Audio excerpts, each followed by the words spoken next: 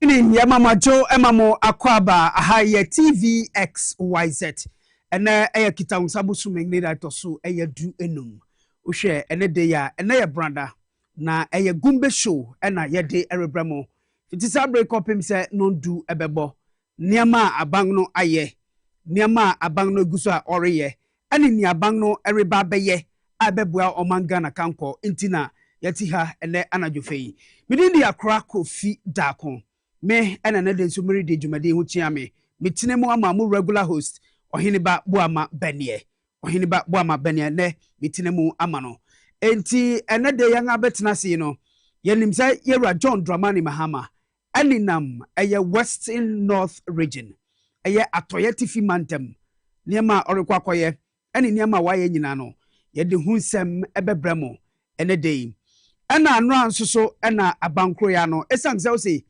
Ghana for pese oma kontabu mapa ne obonika ne se accountability no eye adwuma no inti no anofia se na se se ne beye na niam abang no ereye e wo various ministries and agencies no ye nyina ye humu bi ye mpese bribia besiesie ye di niam ba ketaso mumaso ye di niam ba hinta ye ninti no adisa bang ne fiase se accountability series enofia se no Monday Kitangso butu minida so duwa nang 14th no ena Minister for Interior Mohammed Muntaka Mubarak ena odi nkan ekoi na okochire niemam edi chire ye bambo afemu no ni abang no aye from opepombu suminida so song January 7th up to now no ni abang na ya waboye hu banti ye ne mu erikasa no yete omai mu se asumdwe kwanso na bibi boni biara antu ye no obechire ne nyina mu ede kire yen nanso yati hei no ebe papa ne nyina mu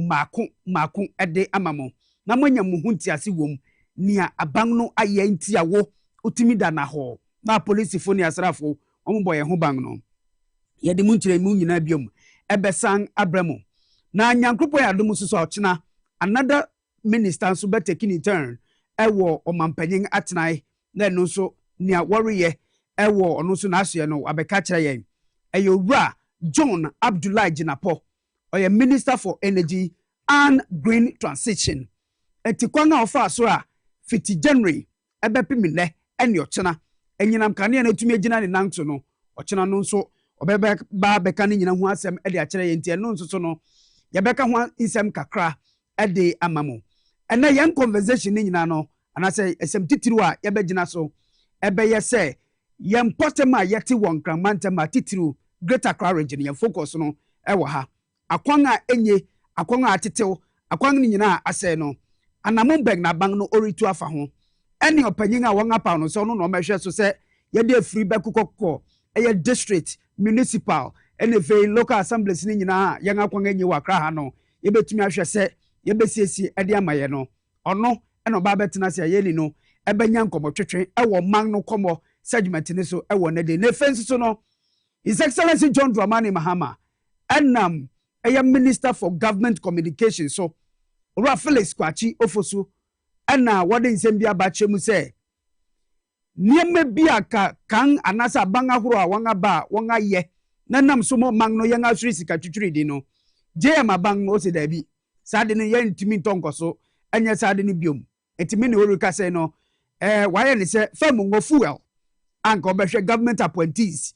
Yedi sike bi bema wom bi wo se makonya eyefu coupon or the bechicheche ni girlfriends or the bema mankrofo bi mpo wa to the exam bi no mutumi tong ne ade nyina no o si sa ade ne nyina no le tintontan watwem se ne beye yedi sika no ba kokishije baby saki areas are government adi scrubbing of these fuel coupons and the fuel allowance nyina no pipa chaw medini nyina be brawo ewo eye ne adwumadi so uye no so tuntenga anya fuel no nkuto mbom abefo kwanso ye fa so hwe TV abusumi beso bia no ye betua ho ka uti office abre no hwe me TV XYZ so free ye nya osike biara nso no beko either ministry anase agency bi anase government eye miamia ahoro a ewo ho no udu ho no ma na ne satellite TVs ahoro no na se abang sika na wori say no ena wodi rehwe TV busumi sika kakra ena yebekwa kotua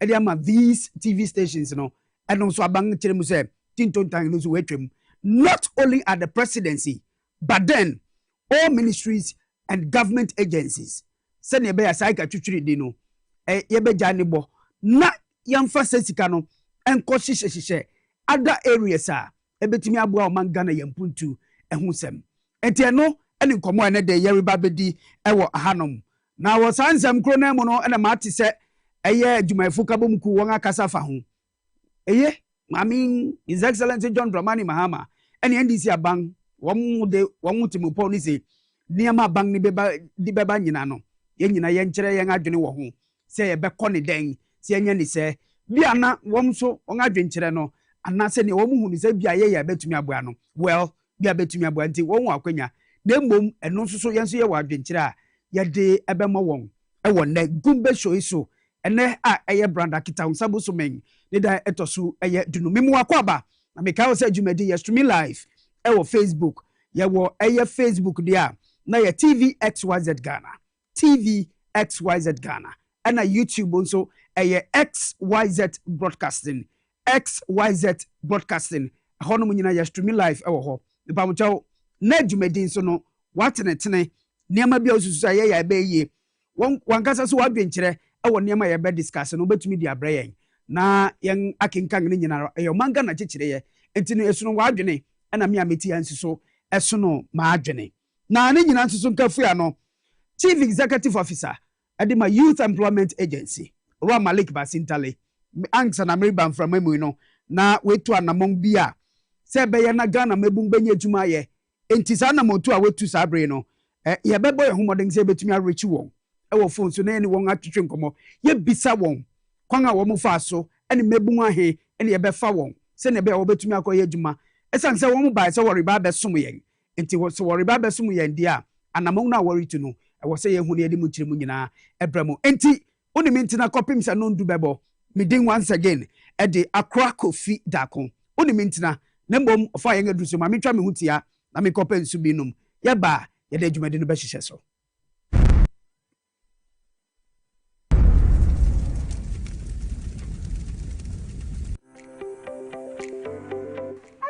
ade timisisi etwefa me to ase ha nkotodwe ade komene ase twetwe me fa me ntinim je me ja ene me nsem ye mo hyehyeehye na aye titriti na me hu dia me nye je me ba kanena me hawa no kusisa mishia joint forces ene never life udompe ene waposo ye wo ya no etutu no joint forces ene na ekwakoye mu atwuma na de atichima wo hobia no esensie wuntini na emu ya wo ya etwetwon efiri wusisi edefa wo toase no wo nan ensem ehihyew ayetitiriti nedro ene never life joint forces ene never life enu ane mahoto so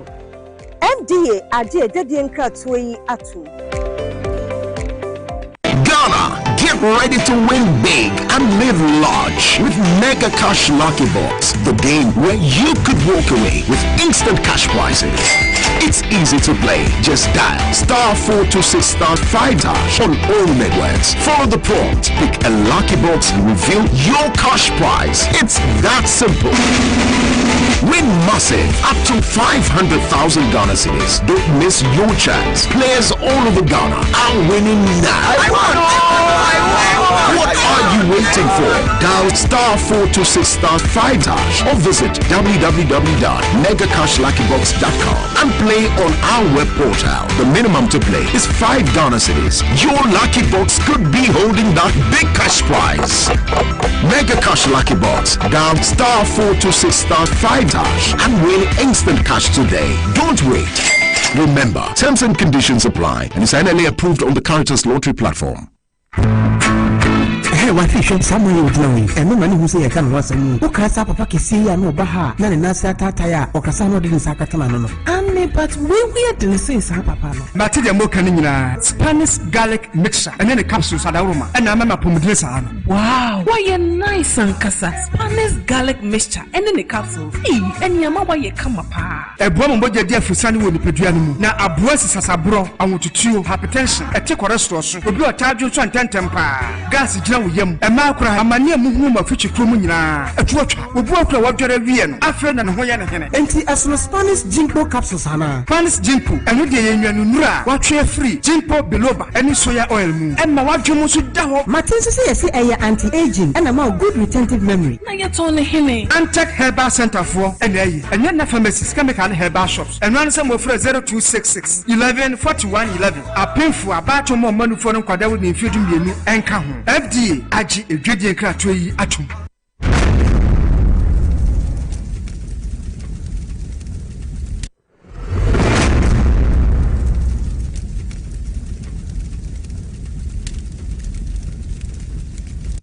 Yes, I am Mama Kwaba, Edumuba Gumbe show so on TVXYZ. It's a fin Johnny Yanga, meeting the Akora Kofi Darko. Na Yama Kwabe, me patrol, yes, streaming live, Facebook, TVXYZ Ghana, TVXYZ Ghana. Enti wonimi entina kopim se nondu ebebo na niama abang no ayeno yemo hu de royanti mu enfankyerɛw na enkogina baabi nka se Yera John Dramani Mahama obeye president 6-7 months no hu hwe mi pacho wahu bribi enti niama wahu no ene me yenkyere mu enfa enkyerɛw ye befi ase de fi eye omampanyin atena eye Jubilee House as usual esan se Yera John Dramani Mahama Ghana mampanyin a wabei no ni niama ahoro bi a waye no etumi aboa omanyi ena menemu erikase no yen sikasem etumi ejina ne nanso ade ba ko a waye ma Ghana fo nyina ye di ho adanse na aboa yen ama ne ahyentuade lorry first ahoro yen ahwanso has to do with fuel femongo se femongo a yeto wo man mu no ma aban biara na bresu se aban bi beba within the first 5-6 months no obeka say oh man hu say me nkrofo worry bre inti no femongo no yentew so enti wan atew fuel petrol and if diesel and ojam from a gas ne nyina so ade amayen ewo oman mu enti no wan atetew so sa no ewo say lorry fares so reflect enti what they buy 15% and wo mo tititi so ade mayen me bia mete amede ba adwuma mu ha no na nkaka no metua a certain amount esan say wan atew so nti no ene aba fem iti manya sesika no etumi aboa men enti Yera John Dramani Mahama hu ni sa no eno say oh eni say me ene busumi beso meje market ya be say ne ewo honi enso no mekwakoto fem ngo eye petrol diesel ene fe gas ede gu mission mu se ne be amedi bekwakodi juma a ebeboa me the same sikano anasa ketua merige no enu bi na minister bi anaso bi oye political appointee no orije bi anampo bi ana ne de no edoso eche me de no enti no yanya ne bibi se ne be ya yenyinara ebetua taxes ni bi na aboa yen enti Yera John Dramani Mahama ene de yi eno nam Yera Felix Kwachi ofosu eso eno de abase ene fitina ederiko no any government or political appointee biara ye maw eye fuel so be kwa go fuel coupon anata allowance no ene dey ederiko no tintontan ye atwam ewo man mu esan se samia meti hei metua mi taxes wonsu betua bi na mom wo be kwa go fuel free na mi mesan akoto fuel so bia balance ni wo ubenya fuel free adentia uye political appointee na momi a menya political appointee ne de me mekwa koto na se me salary a meje no eno no me lusu ewo honom but wo no ulusu bia na waketia origin no esa se political appointee no sika ye di bema no bia na wo so class me de etiesa se enko yesa no na se menu mebremo na wageni so esan se bia na merija ketua be say 1000 cedis a month na hunsusu uje 1,000 cedis a month yenye calculation no mekwa koto bia petrol bese 300 Ghana cedis wonso so no ubekwa koje coupon allowance 300 Ghana cedis for free and at the end of the month no me dino ma 300 Ghana cedis but we were gaining 300 Ghana cedis but me no ubekwa the same market akoto brode akoto tomatoes akoto nyame bia tititisa and to me the ordinary Ghanaian, and as me a political appointee no, always me na me what the loosey end. Mina niyama I was a bamafa I was a woman beso me no me mum na me bre ama wo na mo benefiti. Eno na yera John Dramani Mahama say no. Sade no ye ma ACBM. Ye nyai sa na sa fuel allowance na ye dere mama okwa no ene de ye ntwem na ye nyina ye nya dai. Yanya ehu emfaso na nko ye pepepe emfama ye enwa tititia again me a ordinary man me a ordinary citizen entino bia me zumi wo DSTV e wo me fia bia na football and I say anything abekoso internationally no eno na me nam so a mehwe na obusumi beso nia me yusu e de ahwe sa TV no eno so bia na 200 Ghana cedis. Won't you a political appointee? And now uye juma ewa bang asuyei ministry or agency. Enti wo honum ube yisunu kwa. Na se me metu abosome. Won't you no bosom besono mia me taxes. Enunti a metua na edere bi atua woka no. Na se wonsu benya no kwa no ahwe. Na masanga boka wo ho. Ni nyina no John Dramani Mahama, His Excellency, o se no su tintontan yen cancel say every ministry agency and the government no eni hu kwan say ubekwa ko yusu sa digital satellite TV channel CB e wo honum na emfa ka twetwiri di emeto me so biom say mesen tua ho eto na ye de akotua ka no internet uko Jubilee House TV a wo ho a sisi honum nyina wo mo hwe no e local TV channels e na wo mo hwe ma ko ho several times I know what I'm talking about. And yenko mu kakra ni yenhwe se ne ansem no ebetumi aboa e wo sa kwan so. Government no the aba say this initiative and as a decision here what taking no sika ye benya e de fremu say free fuel allowances na yenga cancel no. O se min kan kire say one. There this can be beko e yen apomodin afa health sector. Mubakaya from 2012 to 2016, Yera John Dramani Mahama, the then president, Oye Bribi, say ministers are on one ebuman sa time no. Wanga ketua, Oyi Mohamu Chichemu Eduonu, 20% say Yemfe CCCC, aye cheap compound ahura ye besino, Yemfa kuko kran kete ase, sene beya ebebu amapomudum sem ebetumi akonkan. It was see cheap compound no over 1,000. Edosu ye pa. Ewo Ghana young communities ahoro nyinamu to the deepest remote areas across the country. Womu see here. That was then between 2012 and 2016. And omudi says can be SCC these cheap compounds see etimi bua ye pa. Na ne wasanga ba. And no say and it's a fuel allowance is and a don't forget that already no ministers no wakati so unlike ni obetwemu the last 8 years or the 125 ministers ebebu omanyi ya up to now the NPP government led by President Akufo-Addo X and the former Vice President Alhaji Mahmoud Bawumia no omuntimi nkyere ye chief corporate ba kokoro awongesi no John Dramani Mahama between 2012 to 2016 no omuntimi sisi dodo na now nientia na de wonga to sa na mon say ye betwitwa so say fuel allowance yi yentumi emfa makwa na enkose no wo mu say ye de bibekọ ye ngapomudin afa ye as we speak now anasifo and efe midwives wo mu wo man mu no omu dimade ne ma bi efia bank ne chen wo mu say wonga dwumaye mu no niema nko ye ntisikasem no ye nya ne bibi kakra mfa ma wo mu beka ya busumi etwe mu no won ati wetua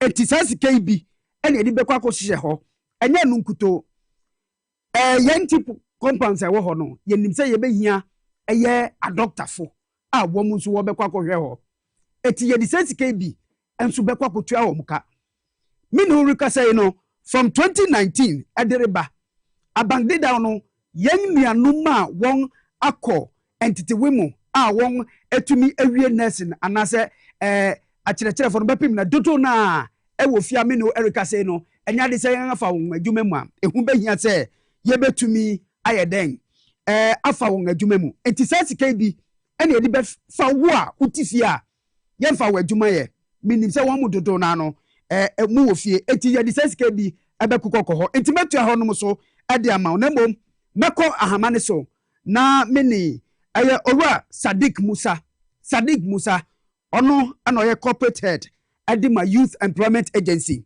me dey kan no me ka kire wo se owura Malik Basintale wetu anamon bi a me no rika se no ebegwa magana mebun ebenya adwuma aye enti ma me ni Sadiq enko twetwe nkomo sai Sadiq mi mo ajo so metia ne wati fo nyina ngi ma hwefo so wodawase ye pa Sadiq yati se opani Malik Basintale aye CEO de ma YE motu anamon bi a me no Erica say no ebebua magana youth ebenya adwuma ye nipa cho anamon beg na motu yo me da se tanye wonimu a wo kan ye no eye YE CEO oya Malik Basintale aban di dwuma bi hye ne nsa te onpe dwuma ma Ghana mabuno te no aso oguso ntimprempre a ye kase ye du bafo adwuma kona ye nche bebre nda so to mantamu ne edwadwamu bebre a na ehyehyehye wotena ase a wodwe ho ne ba ne du bafo adwuma kona tena ase akeken ho se obema mabuno bebre a omo nya adwuma ndie no odo mo bata dungafo adwuma ko no no mafa no maboa asiga dundumu a ekoso bebre no ho ekwan na eniji semo ewo adwuma die mu ni se ye remra kanya no demre atwamu a na ye wo nkofo a bi se community police akoko mantam bebre ani from zone police no na omone aban ko contract for 2 years ni fa wo mo na mfie mienu na chi no na eso a na o mata akwa kotena fie na train ya omi na eni bibia na akokwa eniji sema what this time ni mu ni se mfie mienu na omodo omosa be hye nkrata ase se ombo du biafo adwuma ko ni police for ni mfie mienu no so a obefa 80% awitani wo mo ewo dwumadie ni mu enti mebie porta no eye bosom ya etwa mu no na yede omodo ye peni any do just for net na se no ya pempon ya nipa 5000 na pempon ye betima fa wo mun so bi porta no nipa 153,000 na apply ye say omo pese omo ko bo dum just for dum ko ne so se me ta na slot no esha 5,000 pe na pempon ye timi fa wo mun ti be na ye shortlisting na send messages ama nipa bebre esa so na omo so omo ko community police ne so no and also almost one million minute can say or more shortly still or monosono do na as well your police in the 16,000 no the brina sa ata omo message a been there ni mu ya omo na report to mu training centers na omo ko training ase na obisa ya na de kaka metina kapa ho no Sadiq jena ho ma me yenyi nsem no mako use mu bu reporter no na nipa dodo he na wo mu apply the report coming for Gumbe for Mombo Gumbe for Junoko, 153,000. 153,000. And police so 90,000 and I apply and 153,000 and you pay 5,000 for Gumbe for Junoko, 153,000 and I apply now say I do not want some year. I did. Hello. Say Sadiq Hamano, me pamucho muhwe na musan raising ni mami biom na mbisa na semba ko. Esante se ne abe no won abo wo humode. Yes. Eyinti na young youth no yeto aba no edima the NDC led by John Dramani Mahama. Se wo mu mebua yenta na yenye adwuma mfanya nti mo ye sade we a mo ya de ye panti one eye ora eye Malik Basintale motimi abo mu humode. Yadam wase but me pese me hu se nti sanama we a manyei a won be fi training ase no won aka kire so anamon beng na mo betu se na be ya if se won antumi nya ho bo a baby fufuro bi so betumi aba edi ama won na sa kwanya fufuro betumi aba edi ama won aka kire then se na abai nipa bi ewo honum wode be na number montinto mi wo je mi sika mi won anya mi se enu nti na mi ma nya bi no on clarify honum so ma ya ne hu se bia na a process no na ti den so ubetu sika bi ansana porter ha honum ankasa ubetumi apply ana na ni nyina no on kire mu infa imaye nti ye se ensa betumi aka eye Sadiq Musa bium back on the line na ye ni no entwetwe nkomo no on kire mu sa infa imaye nti so far so very good. Malik Basintale as a CEO at the Youth Employment Agency senior ni papa and ni boss ye nyina ye papa ni ye boss ibinum krampo de omo your grandfather mayen His Excellency John Dramani Mahama obo adwuma no enunti ana de wakɔhye ho enti se wetimi LED youth ni sa no a na kire wayade wasamba hama ne so yenko ne yenko bisa Sadiq aha okay kasa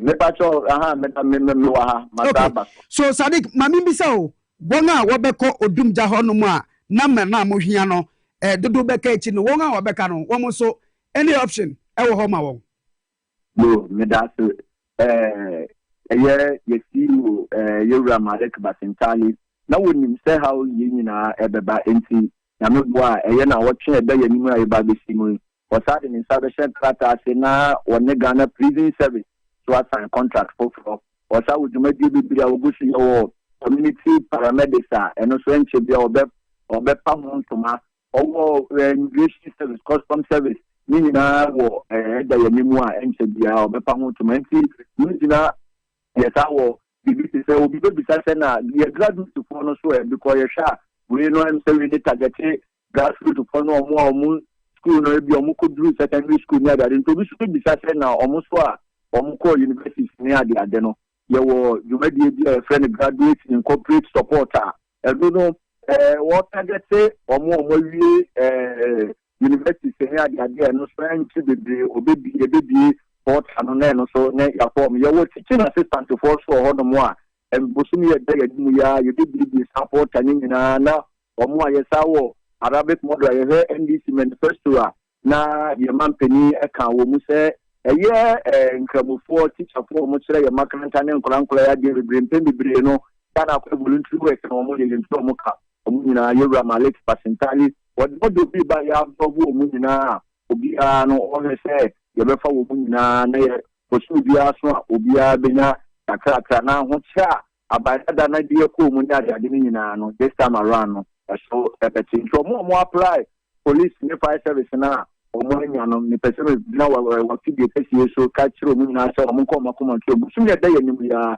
ye be say bi for prison service any customs na omo fasta o no masa apply and ye no didi say omo sa apply no ye den a omo mu bi ye sa afa wo mo ye go so a Yura Malik Basintali traditional dressing nyina no o ta konya bebre ediawo ama Ghana dokuna omusisi omunya djumadi so bia djumadi kata obia benya bia na boso so obia sa akona misa enti se bia me menya access to the portal no so na me so eden na why ye mu wo ma me me patata bi sa wa se bi ni ami pa chere se bia na Ghana ni bia ohwe yen sabre ananse mpo se enfa ne se oye grassroots ni na portal a yerike no he or she couldn't get access to it.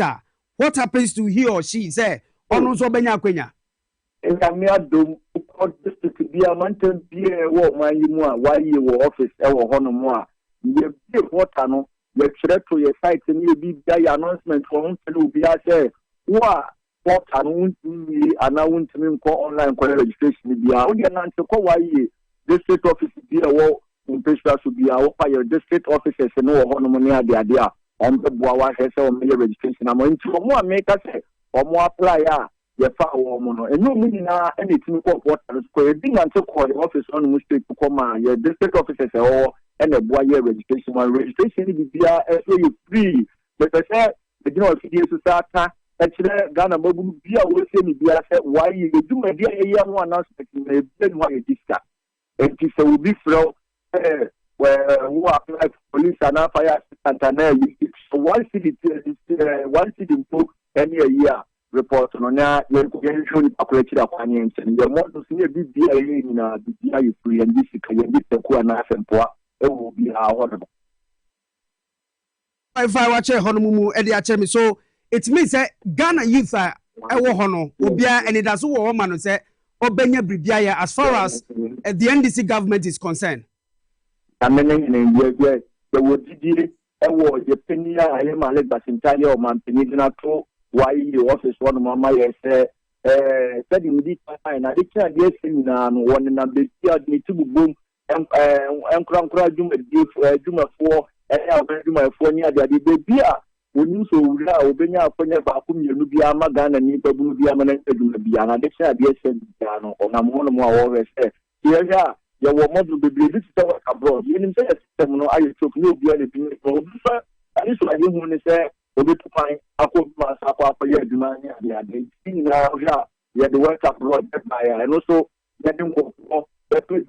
Outside Ghana amount of one moment so up 400 the best that I need to be away I said, planning up about the they are just 8 months in office. You try to cry and say, media on records, Yape, Amagana Mabunu Fua, now a certain year. But you did yourself to inquiry any other day now. Get me, I do I satisfy not only just your bid, but Ghana and Babu Bia would see you be. Take me, but finally, no answer no bekono. Say, send your watch, say, a new one say, Obi Betty SKB, Ediamo be answer when you saw access, and answer when your employment opportunity, dear. More any to free number be or and as a baby or as a me who be sanwa. Bet to me, Afaso, say, be a minko, baby, cobo, and near be war. Near matching only crown, I said, Mosa, a provision be our hosa. To free number, there are 2 official and official websites. Yeah, we did be able to do it will be so they say what free. I couldn't be the boom they will through. I said, piano, young for Vinia, Nanipa on Nedma. What is here on Nedma? Do they buy anything? So compare Juma and nothing. I was say when you Juma open Juma Nipa Baba. We are asking Nipa and for Simpua and not a Cooper. No Koyan when the Abba, Uncle Bokron, on Famra and also on Conyade. And to why you see piano, when this important through Biao. When this important not to put beyond to be Bia would see a name. Yeah, for this row, someone attends to the annoying price to the bra, will be Biamois, and then okay, and 3 the panel. Dream didn't office would do and then open 3 or 1. That's it. So be and actually was coming for you. Very well. Sadiq Midasipi say only a Kasawa Gumbe shows when Nana Jufe. Miss Medas Wakonya on the Amaso. Midasipi Sadiq Musa, head of corporate affairs, our youth employment agency. And I watch it Mudiatre Nunti, Putupama Nebono, and it's a Ghana Mebung, Ayanemu, Erica Sebese, Impim Dunum Niachiri, and a Sabri Wong, Alpha Wong, said, Wabako Boya, or Dumja Jumekuno, our memoir, and now youth employment agency as you so, Ramalik Basintal, only boys and girls, no, on to me, way now, can say 5K men, and 3K women, no, Wamu Dinechi, Baby Bia Beko, now Omunina no Mumuano, and no any. And yes, a bonnet, and yes, to trust and bibia. No, send a bear Ghana mebu benye juma yenti, and or to Sanamon into your contract to these handles. I will, because the 5K men, 3K men, Muni Mechi Yankoa, let's say, Mebu Obepe Jumama wong, enti yada nasi, Ewonia, why enti, and no, it was a min country, won't susua, Uti Honma Quenya no bia unya, no, o say, President Service, immigration, and in the Akanino, Obeja said, Munina, Ubenya Juma aye. Unya Jumaya no betua taxes e de ama government no they develop country no e de amaye na etumi akoyen anim etima mi fi obiom na mentua mensam no so ne nti aban etu anamon se fuel allowance no be scrap e de ama political appointees no maka apomodin nsem efe hu mesuan so education yenim se yen communities dodo no e wo hono mu a menu Erica say no wɔn homesua enkonkan bia wo betena desk ahoro nkongwa ne niam ne nyina no enkoyie nti sɛ sika bi ɛna mahama osi ɔde bɛhyɛ mu bi na tumi aboa ma niam akonkan ɛwɔ hɔ no ama yɛ na yɛnya adwuma ayɛ efei yam potem ahoro ɛyɛ yɛn local governance system no yɛnim sɛ akwan ahoro wɔ hɔ no ma enye ɛna efei assembly sɛ wɔ hɔ assemblymen fo ɛne niam ne munim nso sɛ JMH ɛbɔsi wabɛyi no ɔbɛhwɛ sɛ assembly members nyina no yɛbɛtua wɔ muka saa sika bi nso ɛna de bɛhwɛ a yɛnyɛ fiase mpo a yɛretua ɛde ama wɔn ti. These are three key areas saa scrapping of fuel allowance you know ɛbɛkɔ na kɔboa yɛn na nneɛma etumi akɔka. One has to do with your health sector, second education, and then third no ɛyɛ local government assemblies no sɛnɛ ɛbɛyɛ a nneɛma bɛkɔ so yie ɛde ama nti uti baabi a mo bi grab kɔ bibia nkyerɛw na ama nwenwen mfa ho sɛ ai yɛsɛ dabi ɛyɛ kwan a yɛrefa so na sika anasɛ ka bi a abang no ɛrebɔ na mfa so biara ni ho no yɛbɛtumi ahwɛ sɛ bɛkurakura nneɛma yie ɛde ama yɛn nti these are three key areas a abang no orito anamong a ɛbɛtumi aboa yɛn ɛwɔ saa ɔfan ɛhɔnom na wɔ saa nsɛm mu ɛna mahu sɛ Trades Union Congress TUC for adding Sembi Abetuga was answer memo.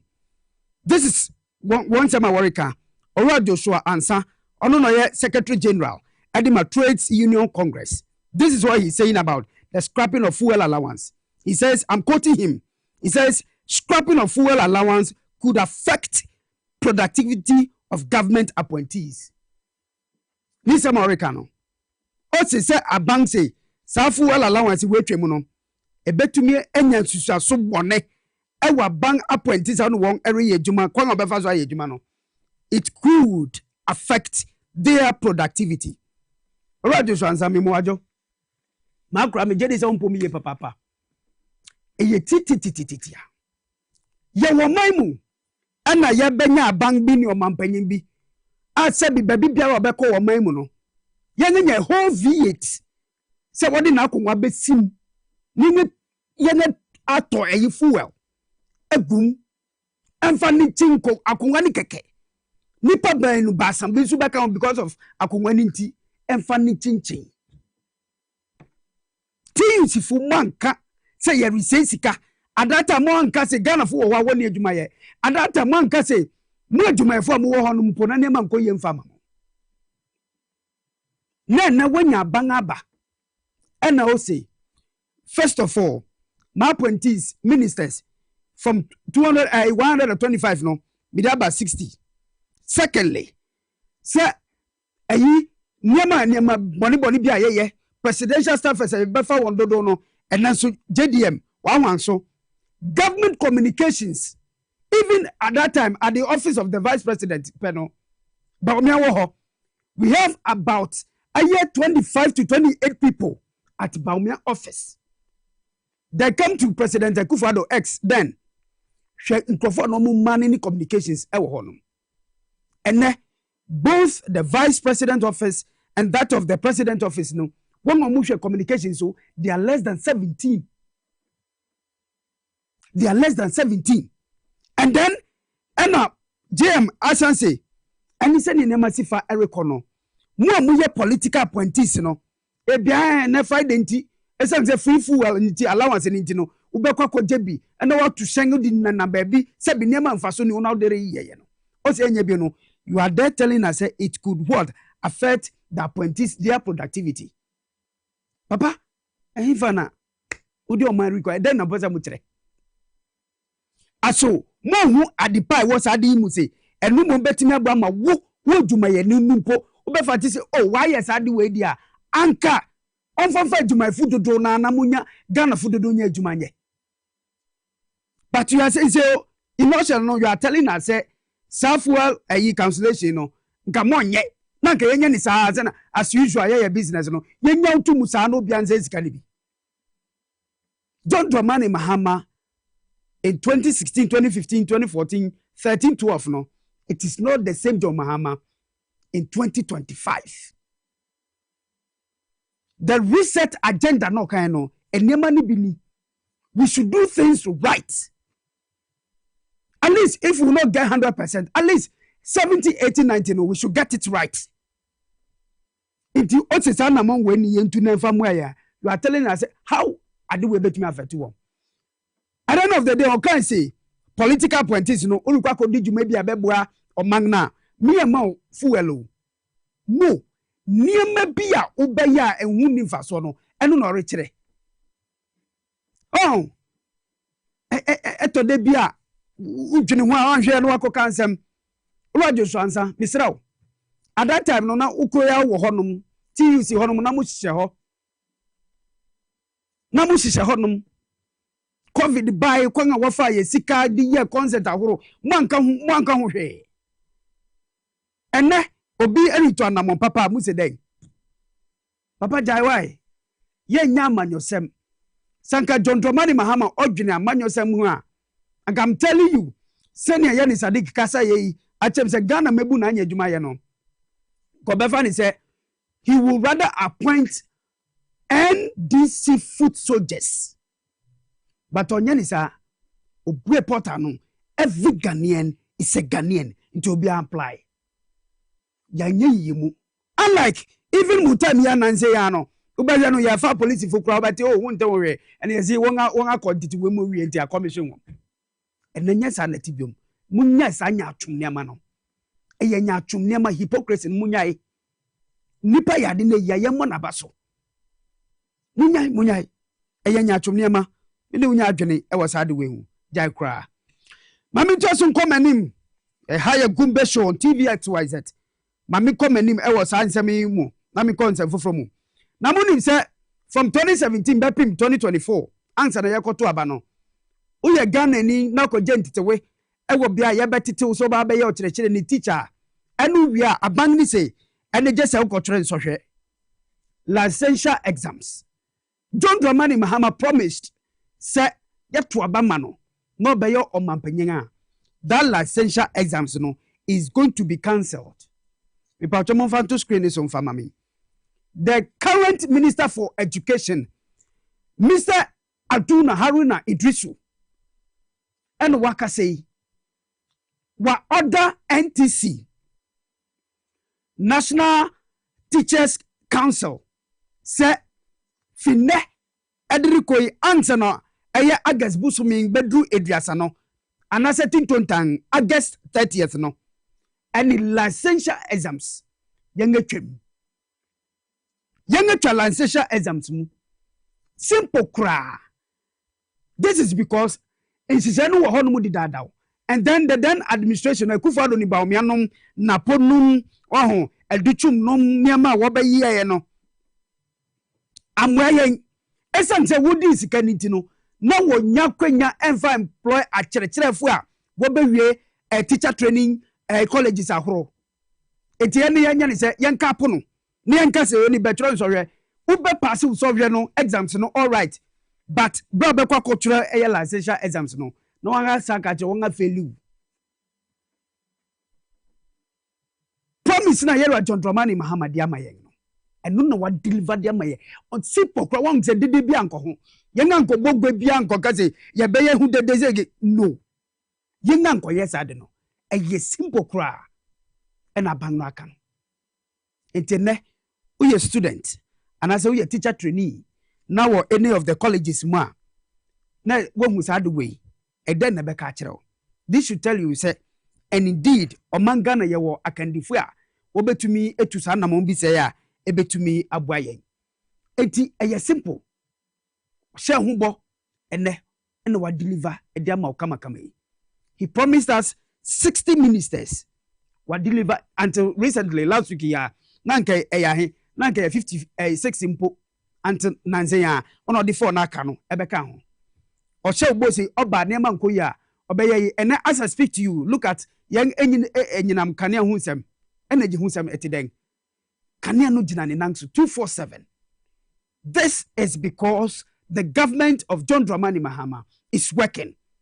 Policies ni nyama odi abanyina no eguso a eri ejuma umpe ya na den na ope enti mo bia na dawo mo bi nka bibi mfa nkyerɛw won a wo ye naysayers nya atwomfo a wo mu hu nyama pa kra a wo mu ntimi nka ho asɛm no ibacho ntie won why because the moment obeti wo no be say no wan say obe down attention dey fi baby wo mu ni hua wo beka than to say nneema nkoyie entie won Akora TV XYZ eye Gumbe show ene eguso a ye de eremamo ye wo hanum se nneema pa bang na ye no ye bebo hu daguro ede amamo na manya mo ho entiase egwom se ne be ya mudada nkomodi mu no wo bem se you enema nyina erekoso ye kama ene wo wu use gas e wo mufi mu amu nuanuan ne ade no as I speak to you mu nyina mu nim se gas no ne bu no so aba fam na mini ayi menua ba akọ mini wadwuma mo yes ekoto aduan ye du ho no mo so beto 10 cedis ma meni ti omo no gusute na bi say ma me mi se 10 cedis no ena ma meni ka change sisi awon atew so aban papa aba wankasa so unyamu bi enti emobia na adaw mobia enka bibi emfa nkyere wa enye nokware omo ade hye ofa ye ngedu so no ma me nkwe na meni ma pamfo nefe ma abuafo a wo mo bua me ma ene de ye de Gumbe show yi erebrel no etwa ye hutia enkoti won eye nkrato ne yemra ne metua so na mini Owura Kennedy hedo ono na Great Accra regional coordinator edima drip ya behwe drip afre no machines no se hunsem etiden se ne be akwan ahoro anye wo enkran ha no obetumi aye ede amaye tweme ma me nkoje ma abuafo nkrato ne yen eye partners enkodi nkomo apomudi nkwanso ne yemra sisia na abia ba ko a eneme ne mo ebebedi hu nkomo so serious no aye emema yare bia eta eka won na eku wo mo ba ko aye prostrate yade minia prostrate aye dangerous disease a same mema papa for so many years research ahodo akoso but at the kodia poteno a ekofa prostrate no eba no omunim bi mo se prostatitis bisi say but at the kodia poteno a ekofa prostrate no eba no omunim enunti aya ye hyese obi biara wanya 35 years ya ekobia no mema wo yo monya 35 years a ekobia no ewomu a kwayare sabia ne check o prostrate ema wudi fo minsumi di fo yankonko check na o prostrate no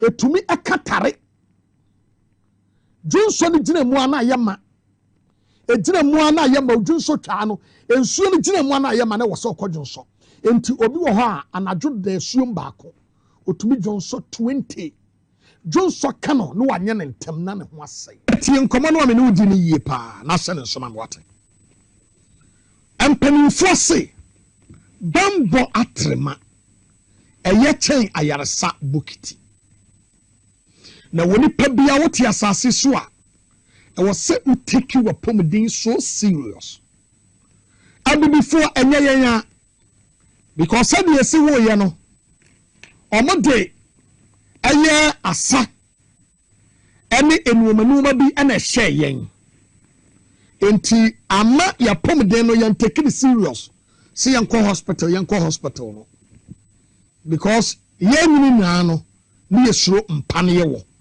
ene said ye enuomate. In fact, let me tell you something. Yewo yadie bia etaha nipa seriously. Na yadie etaha nipa no baako eye kidney, baako eye liver.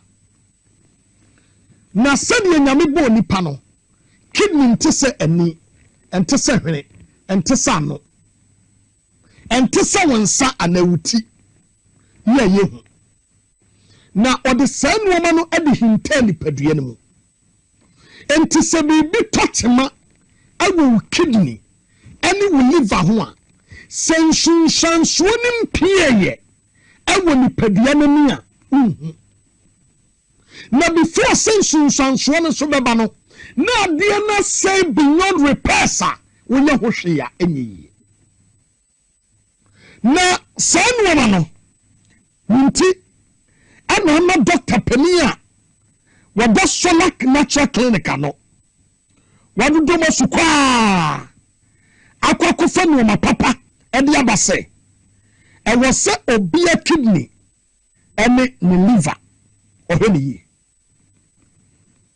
na so kidney ene wo liver obeye na hweyi a e wo se oba Solak Natural Clinic na babeje apomdintie kidney aduro yenton was torn because we ba just say ye drufa test ahoduom ni ye check hunu say papa kidney ya wokan ampa asai ana eye kama ni liver asai ana eye kama no mo check say no ma ni nyina ria ansana o mama hu aduro ama hu ato look mama ni uni enkomo simple one way na shene nsoma me mesrew obi no sase edian ema eye kidney wo kidney no ena esoni enhio ene liquid product ewura ni padua ni mo no esome so it one drink one nsuo one way no esome so a na ewu ne panam moja no na de anya no e de afadun som na epie na tomre bia obehu sei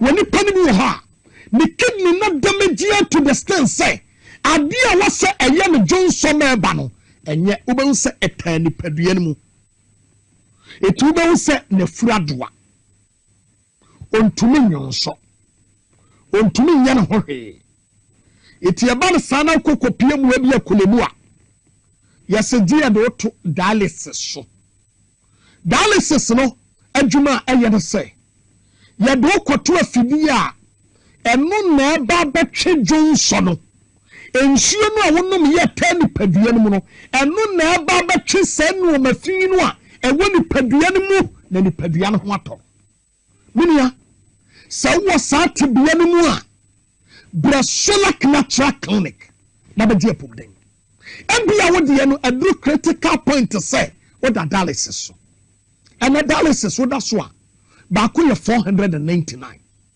say bi crack a week wo betumi akọ 2 times and 3 times a week na sika no do say na wo Solak Natural Clinic na wo de ye na waduro na check ni padua no wo de farse asayewi na be check we obi wo ha wo be say wo ye adwuma kakra bi no wabre enye yade nyina ananya kidney nyina na liver nyina na be kase wabre tie ni ye but bi wo ha wo ye adwuma kakra no wabre wo nanti ehatu ha frequently say etwaso a check your kidney and the liver bi etoso obi wo ha enye se bi eno na ase ne na but oda na jo ntumi na wotene ho kotwe watwiram ni wato ne ho atwere hatwiram ni wato ne ho akotwere ha ni wato ne ho atwere ha ntumi na se wo sa tabia no na se problem ni bia go to Solak Natural Clinic na ko check Munya Solak Natural Clinic emro nyina ye natural yamframu ebibiduro diemu ene yaje de na ye nananom ne ya na ye kidney ni liver yade no enu bi wo say amanfo sha da sha se se yen shedan kekan nsem ya ye de begu ya haba nu anim ase itu mo sha se se o yen ka se o kidney ese ya e kire se wanu mabibiduro but there is no scientific proof ye kire se obinu mabibiduro and say the kidney rather a ya brofudro and say kidney what e say obi se ne honam kano na hakekano na hanekekano na hokekano pepe na woti na wodwi na woti na wodwi chakewe wotiti no ho man ho ye to say ma mu ya woda ho yi Obi ha osori anopa obo se nanim hohono ebe asemo se nanim o obo se no nase atatai ni nana ise jepim no wode won se mia na atom mia se wonan ete sei ana o this problem wa ko Solak Natural Clinic obi ha no muscles no emoja na boba pa didem check you here when you pay ha ontumi home ontumi yebi breathing out ontumi ye na home na yesini minia o saat bia ne bia check your kidney no liver na numa to ontumi ne di enye se wate ba omiya ho asem bi na nanu mato ende ye me dey example medro no mato wate enye se bi ya wate abofo sem bi na mu da bia nanu mato e bia na nye ne de enye se wodi agya obi bi da bia nanu ma ye basa wada roma check wo kidney ene wo liver hwe obi ha wo homi go so sente be pie free mabano utu bi sa se na we free ni padua no na pie kan nkranfo se kan mole wada roma chakwe obi ha wo jonsa wo bi unse jonso no asahuro bebre tani mu chakaso yesi no ma woni yem an wo jonso asajama yesi no ma woni yem ahuro tani yem etani pop check it obi so ha wadun so wi no eni aye brown bi red bi kokko bi ase wadun so moja bi no ma bi basa bi wura bi eni no ma wada roma check it and also ena obi o ha kakra no waye boho waye dizu fili dis kakra no abre mini ya se wo sat bia no bi ana wo sa problem bi a check your kidney but be a check a Solak Natural Clinic was a quality first ko check it bowra ho na kwaji wapom den emfam wo mani agro memfam wo mani agro na me do me pese wo trase che da bia no asema me ka che me se Dr. Solomon wonu na ye doctor na wakasa what church duro no mu amati no ya de no doctor kasa fast dodo and am say doctor obuase eba Gumbe and battle ground ya the programs de am ya be church mu said ye be ya Ghana for bete wase because kidney ne liver no e kumni padodo munia number ni 0553 93 2631 0553 93 2631 mama kidney ni liver nku number no e no egu screen ase ho no free na only doctor penini nkomo na kase ni ofili enye kidney ni liver nku an osa da bi obi awo ehun aye ne den obi a white atena no so gono atena no so no sperm count atena no so obi a sciatica ni sisi na ponum na poso ni kotodwe na tibramo kase obi a ni BP ewo soro opese bafom onro pa na emema no mu nyina so masa emema no a mu nyina so onu na dro na ne yegem de 3 points na enya nkwale ndro ntina ehiafo no yase atwe ho masa Dr. Solomon Dura ode mama ye mema no anopa wo tweti utumi de pan no krabot I am telling you etu ye bema na wo ye bema ko obi a wo mi so yin si diabetes hepatitis menstrual pains menstrual disorders obi a cholesterol dose wo nipaduam obi a prostate cancer obi a wawodie yesi wa ya abortion pain ntuntumi ngo ni nyina no fabra Dr. Solomon ho e wo Solak Natural Clinic na won saw yade be ni tie emra o kokomlemle obe Harvard Senior High School no the number ni biem ma me mon chew because enyo mo a omo hu ade enko a e na etie number ni is 0553 932631 0553 932631 Francesia na woni ni nkomo na doctor de o wadaje e be pick your call and wa bon komo Sumac Natural Clinic was a quality first.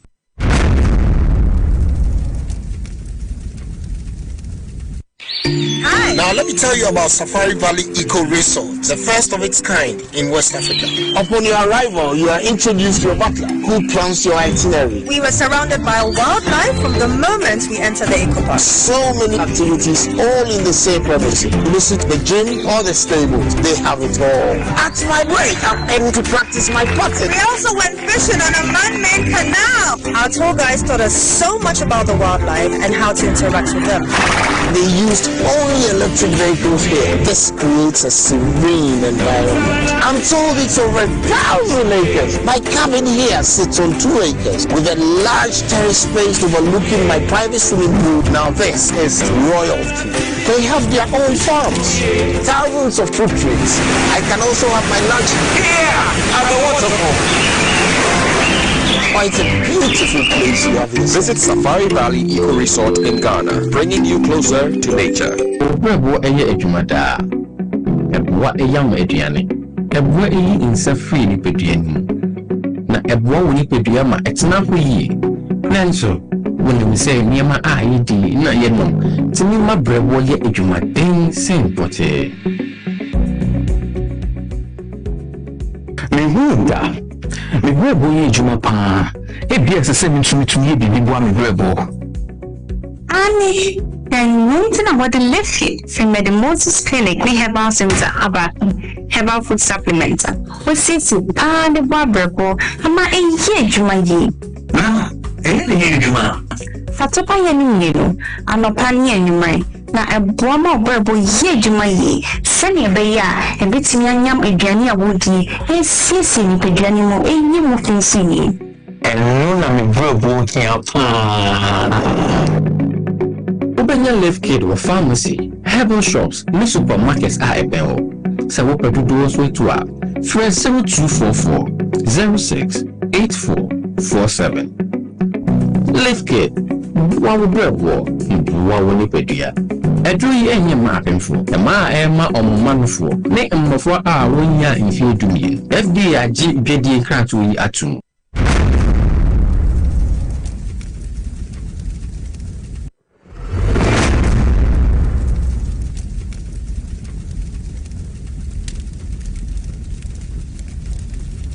Sema try aha TV XYZ Gumbe show Jumedina Mwani Egusu Amore Esha no you streaming live again on Facebook Bamocho your TV XYZ Ghana YouTube your XYZ broadcasting in Akora Kofi Darko mena mitinemu amamu regular host Oheniba Bwama Benye ofan yenga duso your man nkomo ya tena se ya bedwodwo man ho ya behwe yenga kwanga ewo enkramanta ma se hu se mete danyi sanse greater craft for so an orisu se most of their roads no enkoye enye entino opening no ye coordinator edi Madrid eyora Kenneth Hedo ono na mini no e ba betwetwe enkomo ewo oman no enkomo efaso ewo eye Gumbe show so Ken akwaba yenia bibia bokode na apomtsen misunyame adomi hoye okay all right enti una ye coordinator the whole Greater Accra region Emma a drip me pacho so far mo adwuma dimo etiden but first of all no ebisa say drip hono mo uko sa ahye hono mo no etiden me dase mitia ahwefo nyina okay wow name say for the past 8 years no bibia ekoso Ghana bia Brofobeka say doom and gloom. Okay. Yes, you started this very new dispensation. No, you call drip. You might drip. Say yen brand and yen be Ghana. roads here, and for that matter, in my situation, Greater Accra here, no. Many of the very sad because we call around Greater Accra. Roads now past administration, I can't say, year, disika, home. I mean, year noise, year the day, home be brain, no. Upa, Ochina, yanko around Greater Accra. Every single district, yanko every electoral area. And you can see for yourself. From Adan all the way to Obum de Miabra, all the way to Choco, that is Ablekwan South, all the way, anywhere in Greater Accra, all the way to Shausudu. Amasaman as well. I'm telling you. Especially in Soto Bremua, in Soto, I mean, too bad. Too bad. Amasama Kwanuni, Honomo Ofano any. Ayeri or TV so sabre mo amohwa online either YouTube and as a Facebook no amasama kwan no very terrible. Very terrible. And you to the extent say just weekend here twem ya Saturday Sunday. Yes. Crofo motia masama poko as omo use that stretch no. Yes. Every blessed day no. Omo ye demonstration be. Yes, complaining about the road. Yes, seriously. Say omo no moti ho no. And even though this current government by omo road no. International road all the way going to Kumasi and beyond. Yeah. Because of the way road now is so bad. Yeah. And it was serious. I was there that day when they were agitating say Ombeye. And now Omuko Shia road minister. Omomo, you know, he assured them that he would speed up the work. Even contractors no can say previous government no.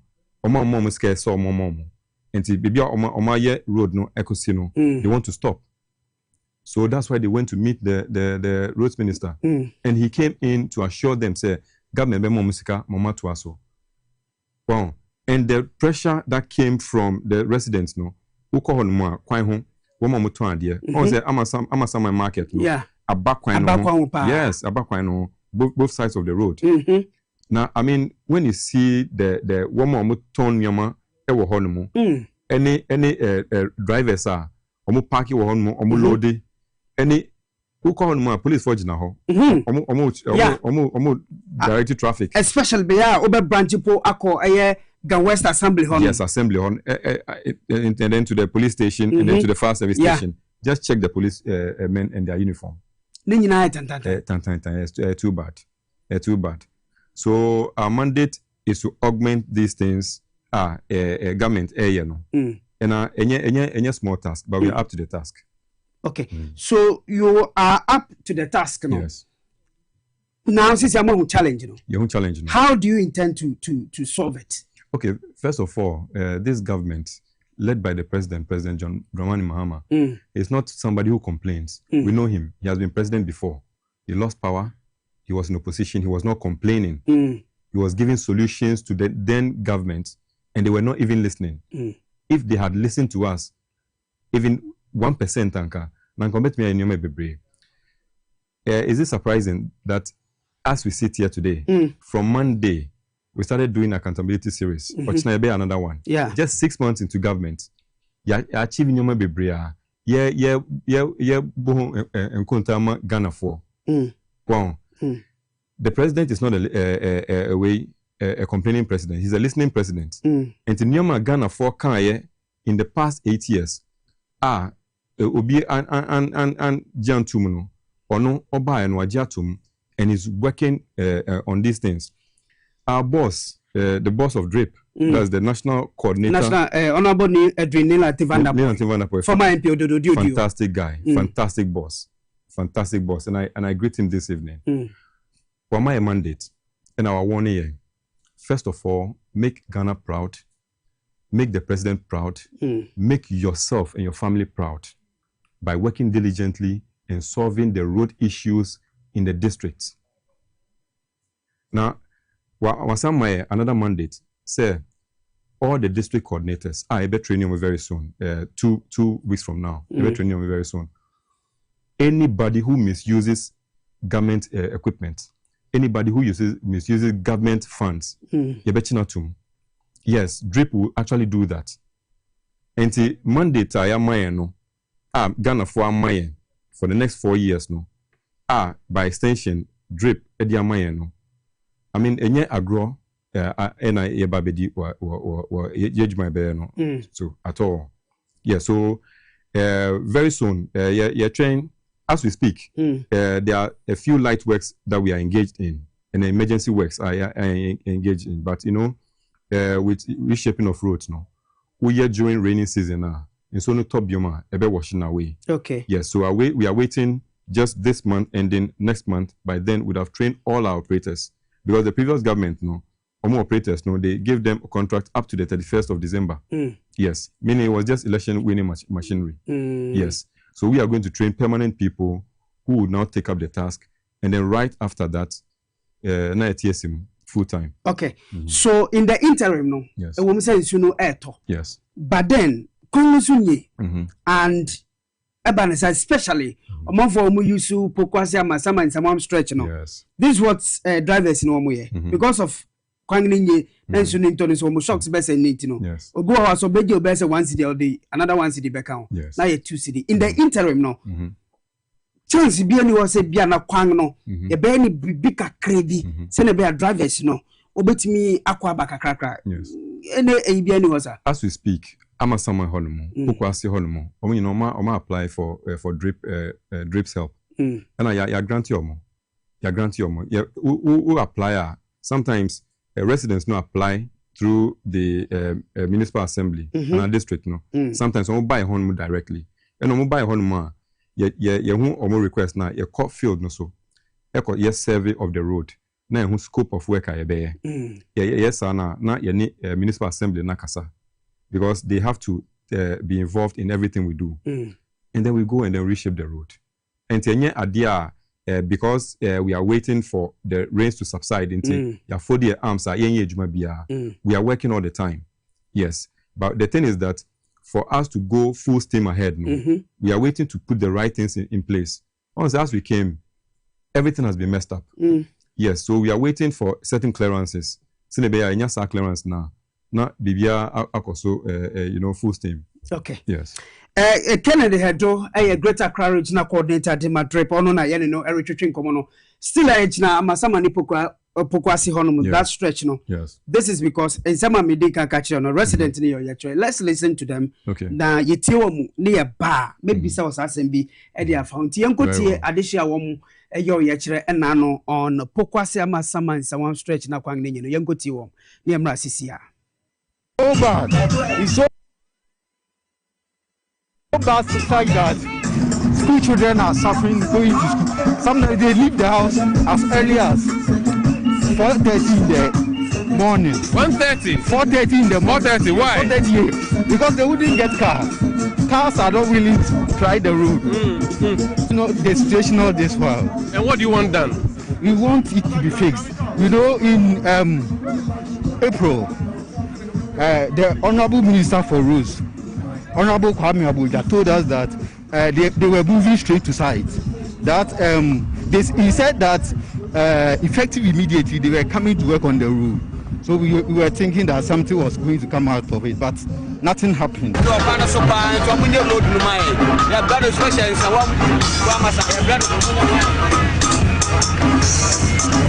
Passing for the castle, 20 Ghana. No.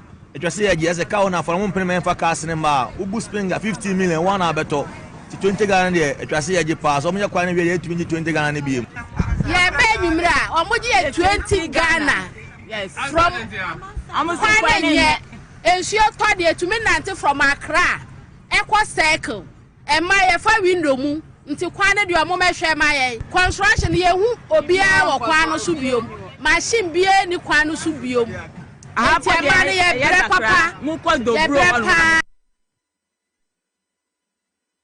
We among for Numubia, one more say in some amasama quana and yaneso and yani wong ekasa. So uti wonga a guedifumiano. This is what they are saying. When we say a free beer, the quangneso, machine be any ho, and Tiquan so omuta over. Yes. Siciano. What's a machines in the war? Yes. So, a den na mubaye. Me person me who say, one more complaining in ano. Yeah. And then as I speak to you, some machines in the Kwanzaa or China, you better do more. Again, I'm obey. Okay, first of all, video now we it is I think last week. Yes. Yes. And a banisa. And no yet drip mandate because any a highway. Drip highway can your mandate no. Okay. And I know you're private contractor. And the private contractor no or no na time now or can say any second same IS and way no. Our person government emblem no. And then they had to stop work and then meet the roads minister. And I assure me say obey road no. Obama funding now Oma continue road like the first speaker said. Okay no. Okay and no Oma service issue no. Contractors no Oma go back to the road. Okay. Omo fix the road no. Drip mandate no. Usually feeder roads. Okay. And then other roads are urban roads omo but not highways. The ban is a highway any special arrangement. Na yeni assembly no. Then we come to help them to fix it until highways come in to give a contract to do that. Yes. Okay. But that's Miyanko Lejokuku Municipal Assembly, Lejokuku area. These are some of the machines they be modified and modified. Uko Lejokuku, they have one of the bad roads in the municipality. And also a Dengnamoria farm. Lejokuku, I was there 2 weeks ago. 2 weeks ago. 2 weeks ago. The problem is that they don't have trained operators. That's their challenge. That's their challenge. They don't have trained operators. So we talked about this, and I'm on my list of potential trainees. I am training. So very soon we'll train them, and then we'll get to work. The thing is that one say, omu roads no, omu bad roads ne dosun. And I would name Lejokuku very well. I will say omu inner roads ne dosun pa. Yes. So any idea and every drip, every constituency, and I say every district, or a few drip machines. Unless of course the scope of work near very big. Now you are pulling other equipment from neighboring municipalities and neighboring assemblies. Currently, no, we are work plan. Next week I'll be there myself to make sure the work starts. And there no any problem at all.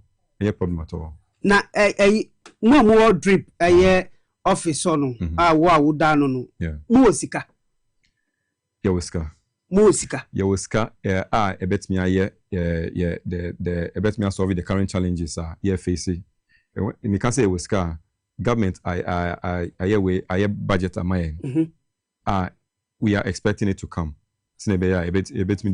Okay, so you are expecting it? Yes. Yes, Skanaba. No, yes, Skanaba. Yes, but so how are you going to work? Oh, the thing is that it's very simple. You see, we don't need special money to come from the central government before we work. In any case, when you go to the district assemblies, or more budget. Omo will say, ABR, maybe this 1 kilometer of road, very bad. It needs reshaping. They vote money for that. And then they get the materials, drip machines, we get the necessary things that we need, like fuel. We get the operators to come on board, and then we fix it. And there's no problem at all. So is it a matter of say, we rely on assemblies? So mamusika, it is both ways. It is both ways. One say central government now or my ska, now idea a certain project. District assemblies, the local government, so almost more projects are almost funding. And there's no problem. If the scope of work, which is local government, best sponsor, they are free to do it, and we go and then we help. We are drip, we are the custodians of the machines. But district assemblies no stress my. Okay. And so we here machine now to do any work at all. Then we sit down to draw a budget for that particular job. Currently, at the current year, full steam, like I told you, yes, we need certain funding to come, and then we also need to put in place a drip management committee over every district. Okay. Yeah, made up of the chief executive, the drip coordinator, training, and then the coordinating director, the finance director, the roads engineer, a military attaché, and then one representative of the traditional authority. because one say assassin yeah infonidia and see a bibia say consult your mo no mumba on board because they can say okay maybe you want to fix this road for economic importance but yes you say who fix this road before you come this one so we involve all of them to do that. Now military ni no obem as what? Military, you know, they are very disciplined. If you look at all the institutions in Ghana, you go to the military, their vehicles are one of the vehicles that last more than any other institution. You not see military vehicles broken down on the road anywhere or abandoned or anybody stealing anything from the military vehicle and putting it somewhere. Somebody will be held responsible. Misha said we can say drip machines will not be misused. And any drip operative or misusing machine and now so misusing or misappropriative fund or anything will prosecute the person. So the military being on board ensure discipline, ensure strictness, ensure professionalism. That's why they are on board. And yes, because I inform usually they even come tempers. Yeah, so we can't have a military person on the committee and then we have info or more committee and then somebody will be intimidating somebody. It doesn't work like that. Okay. Yes. Me that say we Kennedy Hedo or no Greater Accra Regional Coordinator at the Madrid machines no na ye no retreating komo sene be akwanga wo every district in the municipality ya wo enkrana no betumi ayendie e de amaye na. Good evening to you Michael. That is say follow ye na o hwe Michael to me kan cho say usama kan on we adwene mu but me yanko baby ti say obuom do me abra. So overseas because of their roads. Okay. Into one say honum overseas. Yes. A clear send me message from a honum. Yeah. Ono se me misa say inti won honum no da be na mo be inaugurate this committee of Kamwasem. Na won etimi aye adwuma because esa won akwa nga enye nti won so mo face the similar challenges and masama fo face say adraba fo e charge won over no. Yes. Enti won so hono da be. Okay, first of all, no, ya share juma biasi wo hono. But I want to say challenge bi anya wo hono ni say previous operatives of drip wo hono no, they kept some of the machines in their homes. I can tell you on authority say about 2 months ago miko retrieve barrels of oil. Barrels na yedi oil gumu no. Ewo former coordinator ni fie. Yes. I'm telling you, 6 months into the current administration. In fact, we free abemo. Now we are appointee of the past government. Now, ya power nipa fufroa wabano. You have to hand over to the person. Yeah. This was not done. So these were some of the things that hindered our operations there. But ya service a problem no, by and large. As we speak, and the chief executive assured me, say, whatever needs to be done, he's on board for us to do it. One say, Ejumano, say no, two constituencies, Gan South, and one side more developed than the other. But you see, road network very, very huge. When we want to start, it will not be an easy task. So we've decided that we'll pull machines or the equipment from the adjoining constituencies, like Weja Bawe. And even Weja Bawe, we have some of the RCC machines belonging to the region proper. Yes, the Beko Honomo. We've sat down with them, we've checked the areas, and then we are ready to go. But also, now challenge na omuni trained drivers and trained operatives and trained operators for the machines. And Tiabani say, okay, then since the rains have subsided a little, we want to do a larger and a better job. No? Then why don't we train them before? And even today, this afternoon, they even brought the supplementary list of their trainees. Okay. And in 2 weeks' time, the trainee will deploy them to go on the field to start working in earnest. Na adentina won mo be training wo mo ise na be kwa koyejuma mo nya ne ti se one day wafa mo nyina na bia lejokoko krowo ladade kotopon like one day no obi anya the training ti wo be wie no in 2 weeks time na so obi awie na nka dwumana sa but ase mo be wie ha asana mo akọ no unyeri se no how adwene. Okay, first of all, every constituency represents 16 operators. Who totally we are getting 500 and something names. Yent mean for 1 day fan training okay. And where machines are you need hands-on training. And yeah, BBA now na operate instructors no. I can say yes. You have to be on the machine, work the machine for a few hours or for a few days. Okay. Yes, a few hours a day, so that other persons can also get the access to do it. And then we do it like a week, and then after you are done, you are certified. Because you see, our purchasing agreements, no. One more ton machine in my my agreement say, just say one more or more a training. I certify say operating machine no pen on bet me operating machine. And yes, I'll be breaking warranty no. Okay. Now breaking warranty now they call on more. And it can be a bank and then you see as we started you indicated savings a government area.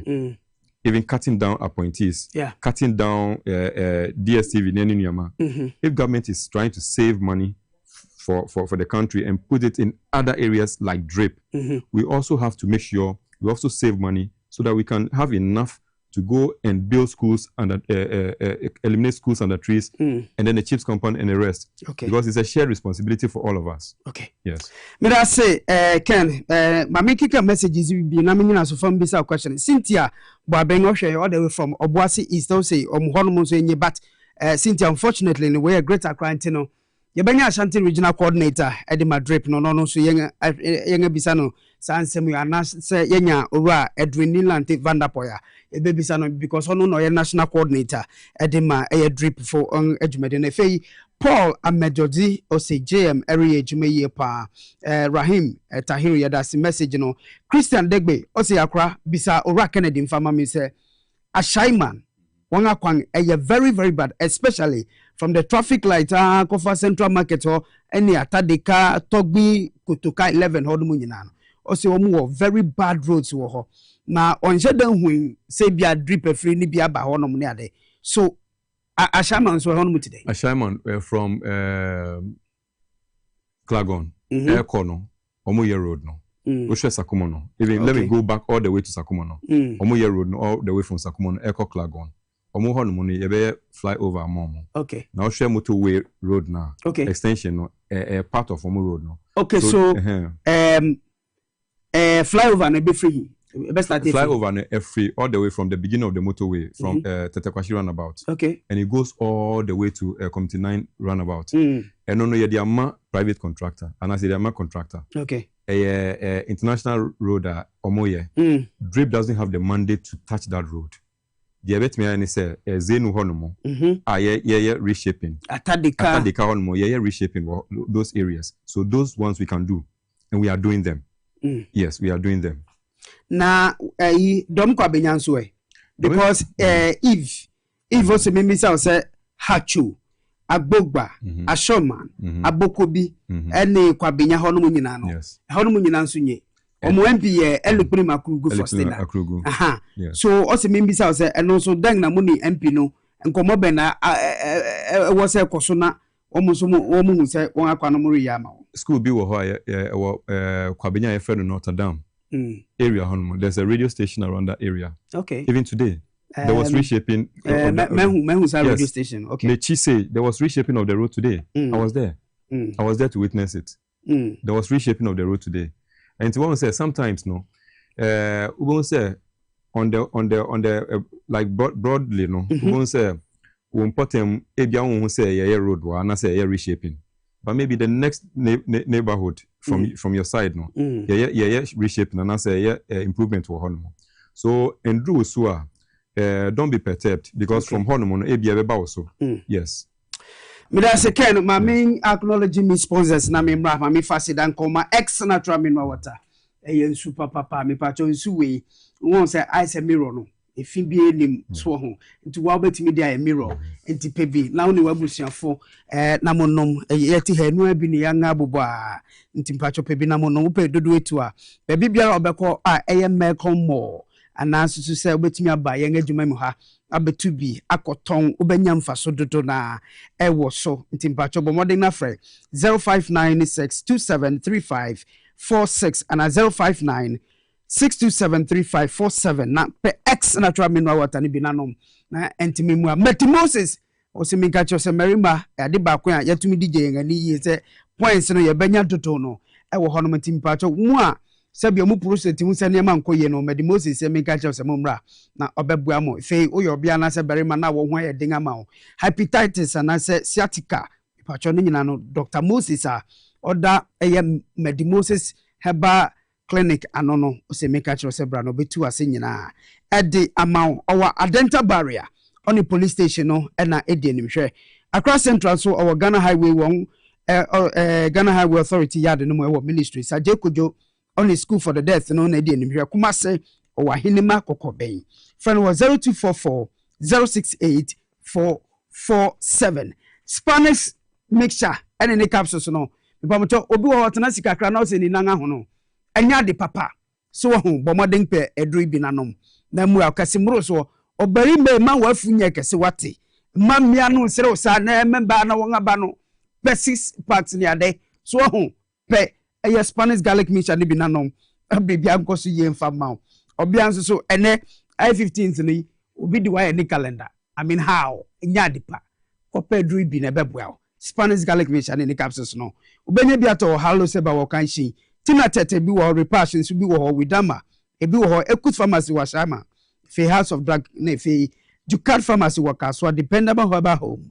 ewo Medina Koforidua funkoto bi ewo Benob and fe Gapsin pharmacy obetimi afro wo 0266 441 111 edu herbal ono no de SMB tesaba edem eno ya ambassador na nije do we hu ye pa edo no bi wo Lete Georgia Kachi dikope binato and fe Rich Joe's pharmacy bi wo ho Big Maron so bi wo honom Ecus pharmacy e bi wo ho and fe Rico Herbal so bi wo honom na nabo achin so bi wo ho pedodo to no afre 055 837 9545 and 0201 04 4221 and 0243 989368 na ya beta osika e mega cash fo na ya beta osika ye ni XYZ ene aka ba chem TV ohwe ya de bia ye chisika ti wei enya ade bia ye den wo phone na kura no fa na dale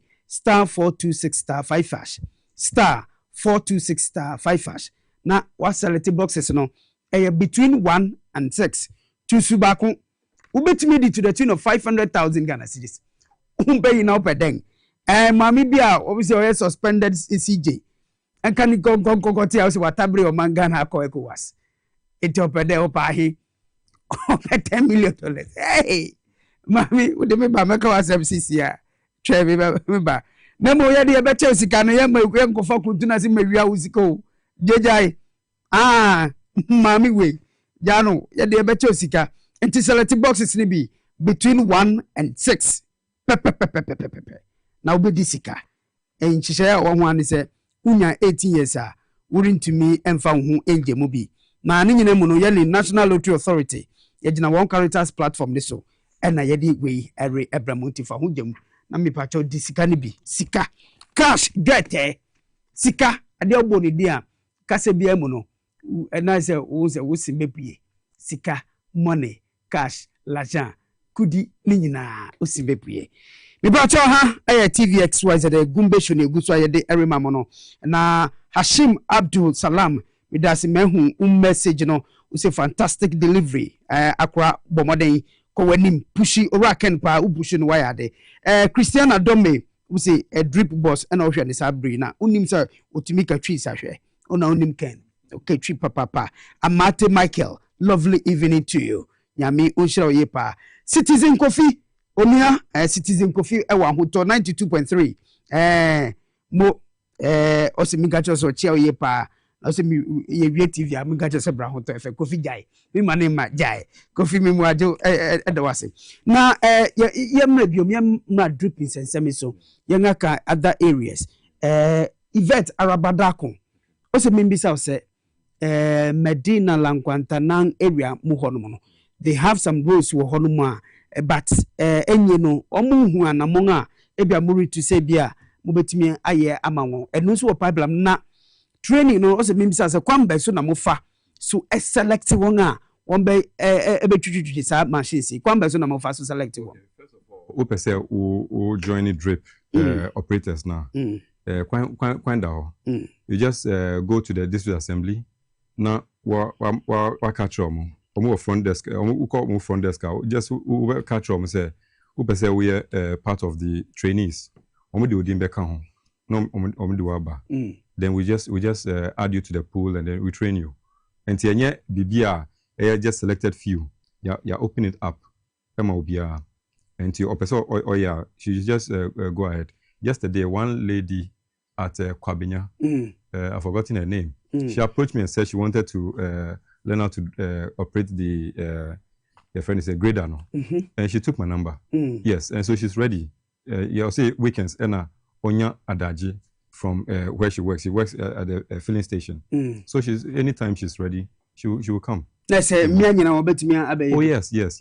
Yeah, opening the doors amomo. And some of the district assemblies no oma submitted dinya a mark can be. Yeah, so very soon you see ladies operating the drip machines.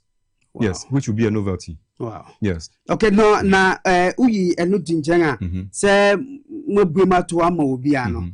Na nsenso ya be titititi drip machines yes e binuma febi. Edere ye nema bi especially allegation na mo mze omdi bi tisankranga ya tumita brefi ha ekko ba bi tise western Ashanti region ese galeya no moderator. Yes. Sanksem no matibi. Yeah, TB. And in Krahanso, machines are in other regions. Okay, in Krahanmo, I think intercepted 2 machines. If we are that was in January. Time now, transition. The intercepted machines are Echo Western North. The intercepted machines are Echo a part of Ashanti region. It's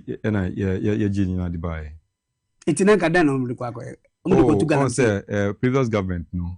Now omomo ndringa na. Enti omo di omo pena one drink na one omo the drip machines nearby. There be drip machines no. So make the history of drip machines. We going say started under later President Atta Mills. Okay. In 2011, we started doing this very project. From 2011. From 2011. Yes, with the same company. With the same company. Kai say I think after sectional address in 2009.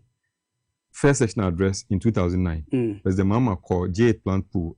Or inaugurated J8 Plant Pool. I was there. Mikai. Yes. Na then time no ora adaka briefing pomanso and okasama sa company no. Mikai pa. So you can ask at Adakabre whether what I'm saying is a lie or not. But you see, we had the past government their penchant of changing names of projects. Once they buy drip, we've not changed the name. But what we started with, they had changed the name. Wow. And last year, around this time, July, and we inaugurated the new face of drip. Yes, and then they engaged drivers on temporary basis up to the 31st of December. If you really want to work for Ghana, will you take drivers to work for just 4 months? 4 months, they road no met me. And I didn't reshaping and improvement on me. So now was it a plan? He said, "Yeah, you better fast and grow for Naga so young among you might want to about my." That's what they did. That's what they did. That's what they did. And training on mama, it was not adequate. I can tell you, so who drip machine and not any physical defect were it was the previous operators who inflicted those defects on it. Now one to me find ye humans, so I didn't think as I effect the defects in the mom maybe a day's training. This specialized machine, you can't give a person a day's training and then ask the person say onfanko ejuma. Sinebea important ho or ejuma no nkofo who say aban ejuma. Okay. So they will go before they come, they're blocking people's kiosk. they've broken they shattered the side mirrors and all that on the drip machines. No, and when the Beholdium were responsible, that was a government that was not accountable to the people. Yes, and these were party boys that they used. But they used party boys. Yes, but this time we've opened it up for everybody to apply. Okay. Yes. Okay. And talking about say Omu use party boys, you know, there's this allegation and then accusation from the grassroots of the NDC saying that okay, Muma open up, Omu open up, so Omu the party for and they enjoyed. I don't think Muma Bama say Mude Ghana say mu party for and now Omu Bromu Nejuma na Mude open up say Obi to me apply because Obi bet me free people I be apply when you money but on no full soldier and as a supporter of the NDC on no I don't think Mumu open up, sir. First of all, both NDC and NPP for me are Ghanaians. But I see, sir, yeah, be quite say obia embe bia woman one party mono and ombe buano to advance government projects.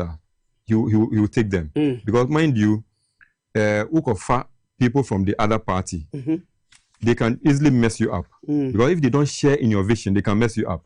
But the thing is that once I open it up, or no. Also, a writer or didn't crop for Beba, and we will not reject those names.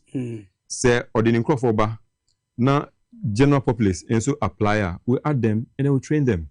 So nobody has obviously NDC for coin. Some say more applier and I say mekan trainees no. Okay. Yes, and obviously NPP for some coin say bra na mekan. The only thing is that we will hold everybody accountable. Okay. Including prosecution of operators. Yes. Including prosecution of operators and coordinators. Me and me say me call misappropriative fund. And I say me misusing me office. And I say me misusing machine beer. I'll be held responsible. Okay. Yes. And our boss have told us. So the thing is that the code of conduct, what you say, government appointees are signing. As a city, I'm a government appointee. Yeah. So Masani be. Okay. So we are all going to be held responsible for our job. Okay. So if an MPP person is coming, he should know that we are going to hold him accountable, same as the NDC person. Okay. And I wouldn't say most of them, because the past government, anytime there's something, the president comes to shield them. They don't like to be held accountable. Okay. So most of them even shy away. No, you can see what is going on. See, DSTV ni sa podcasting na ya kase no. Well, me sure offices. Yeah. Yes. Have you gone to any office and an appointee is still watching DSTV? Nankasani Pano, that would be the end of his job. So nobody is being shielded. Okay. Yes. Maminko Crow constituency, Michael Semimbisa, so-called Spinters, Mama Dora Road, Honomono. Yes. Very bad. NFA from Lawe University. Abefa Akote Stephen Street, Neso. Yes. Akofa St. Francis anymore, entering to the Zongo. Alsambu Sim, in between the police station. Any other go no stretch so sa yes. But drip machines no say we mention also minga just who be so and no so deng na mo ya farm because also no what crow.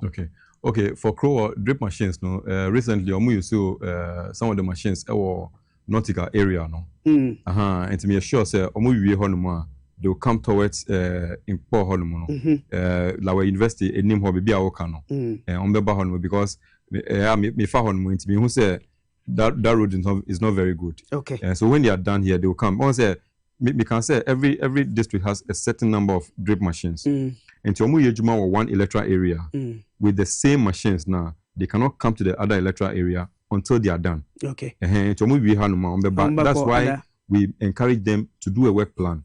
Currently, no, won't be for drip machine. Say, oh, no. You have to apply in advance, like a week. And then we'll do the work plan. We'll go inspect the place before we move. Okay. And the residents are more the district assembly no. No one yes our request no. Okay. And then we'll come there to inspect and then we'll come and do their road for them. Okay. All right, Ken, my this time I'll take you over as a Greater Accra Regional Coordinator at Madrid. No? Yes. Who office or could do no is there any known NPP ni officer? Okay, first of all, MPP, zonal coordinators. Okay. For Greater Accra, they had two. one for eastern part, one for western part. And they didn't leave an office. Okay. They didn't leave an office. As we speak, I'm setting up the Greater Accra Regional Office. Are those people still at post? No, they are not at post. They didn't even do a handing over. They are nowhere to be found. They left with the government. Hey, into one jao nkrate bi anto. Krata omuja I got it from the Regional Coordinating Council. Yeah, because that's where you would have the continuation of government machinery. So that's where I got my documents from. But no former coordinator handed anything over to me. So, ukodu ana bibisa ewo honom. Se bia na uko ene bia wanga say near maybe to say bia sekedi bia koso. How would you know? Okay. Le bia dachi bi one make se bia wo ba no say say sika na we dia na sika na afa say how would you know? Okay, first of all, bibia omuye bia no omudi koye no. We have record of those. Even though they didn't hand over. Like I said, the RCC has a record of those things. Mabe take you over, so there's record of it. And it is very well scrutinized by all the stakeholders involved. And every month, and so we try to report to National Secretariat, and they check everything and make sure it is up to date. And Bibia, one day we'll sit there and then they will come and start accusing people that you're going to misappropriate funds or anything, because the checks and balances are there. And I'm being checked and monitored every step of the way. So, and knowing my boss, Honorable Leland Van der Poy, how meticulous he is in his job, and his deputies, and then the administrators, and all the National Secretariat people, there's nothing that will go amiss. Okay. Yes.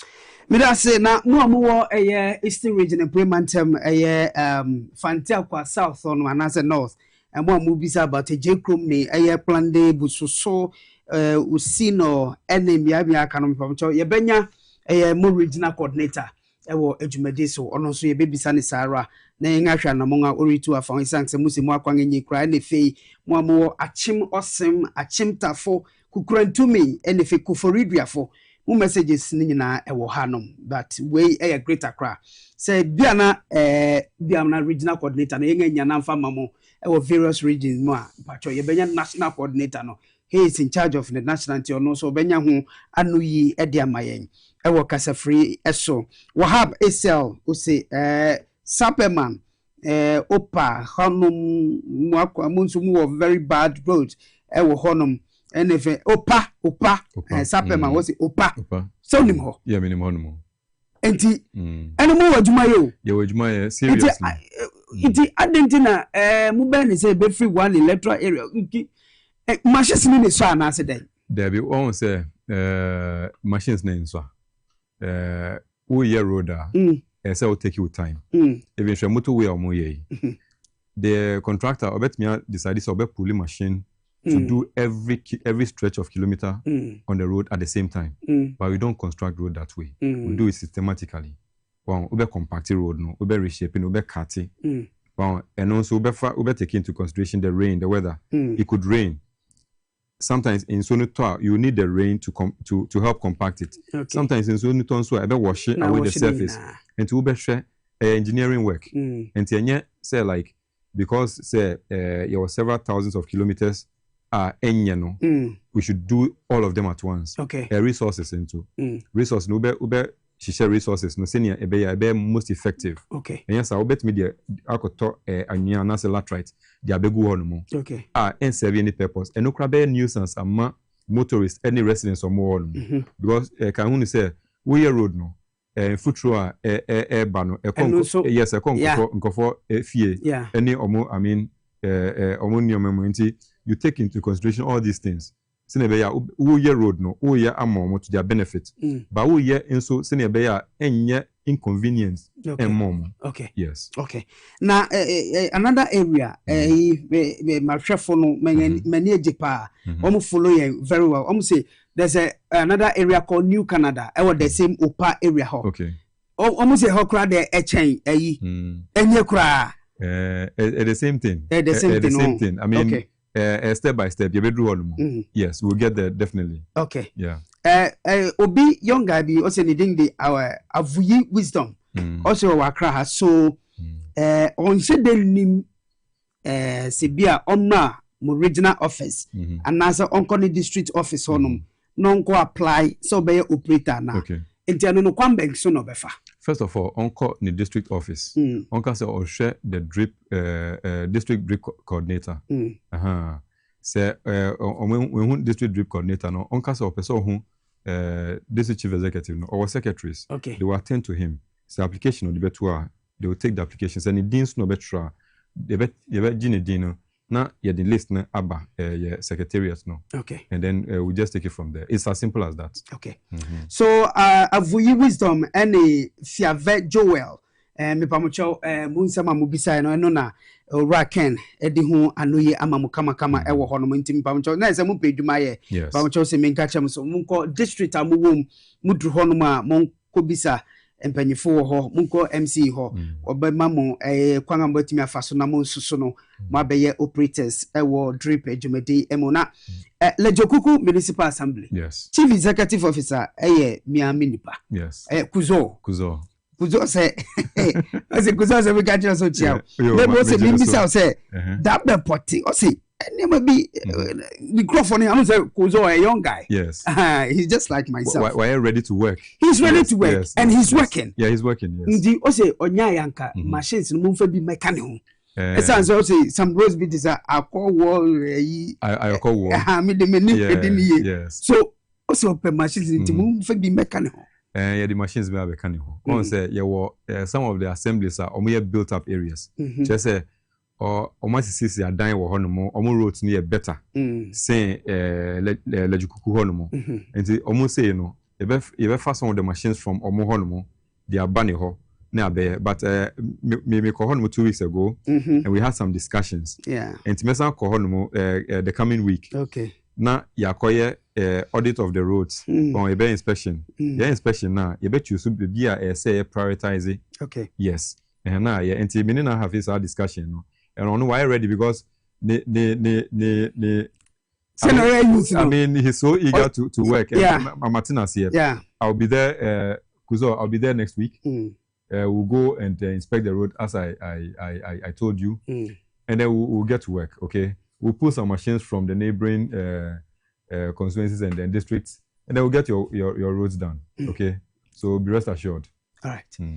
Mida se Ken o show brain na as a non do nya bo pepepe nche ye de nkomo twetwe ni nyina ebeba na wie but ma making ka message see briefly answer na about chen na ma beje u last words e wo ho Michael happy birthday to you. Yeah, that's sorry. Happy birthday. So the message Abraham Michael Nyami. Unshrefe Reverend Pebby. Owo eye epwemantemu. Yeah, that's say une busani nyina mo hwe ye da mo ase messages no encouraging. Na mum mo yanko yenso ampamocho. Eno so mo ntenetene ye ewo ehonom. Na yi MCE for insawam adragiri. Insawam adragiri. Ono nso se ohwe ye no da ya se ye pa o we puemantamum o se mi kan so bu adwuma nti koso na bu adwuma sa nsamo adregiri MC ora Philibert ya da CP sa nso ohwe nti Ken ye de enkomo twetwe ni nyina eriba na ewie no assurance ben no de be ma won a mo Greater Accra region in terms of kwanga obefa so won apply ene niam wo be ye na won akwanga enye ewo the region no ebenam drip mu nsaso na onye siesie ede ama won because sakwang ni nye a ye medina ha nka se Raken enwanye but ebeko His Excellency John Dramani Mahama yes akwang ni nye a wabeka se ene Mahama hye bo wanye kwa na amaye ono no appoint yes eti kwang bank so na mebefa na ye John Dramani Mahama na nim enkogu ase yes no say you arechemo nya wo mu odisa dibia ne hye wonsem no otimi aye ne yi. Okay, assurance was. First of all, Meda Omampenyase, Omampenyi John Dramani Mahama for having that confidence in me. Oma menya akwenye ya me the best serve Ghana and dia serve or no so ma na ni vision no akonkan. First of all, ejuma we are here no a shared responsibility. And first of all, me free Ghanaians, me catch Ghanaians. Say omo for mo hye mo. Say road bi wo na road ni nya just train Ben. Let us know that this road is not good and you need us to come there to come and do it. Yeah, so my appointment now. It is because we are competent to do the work, and it's because of our track record that in the past,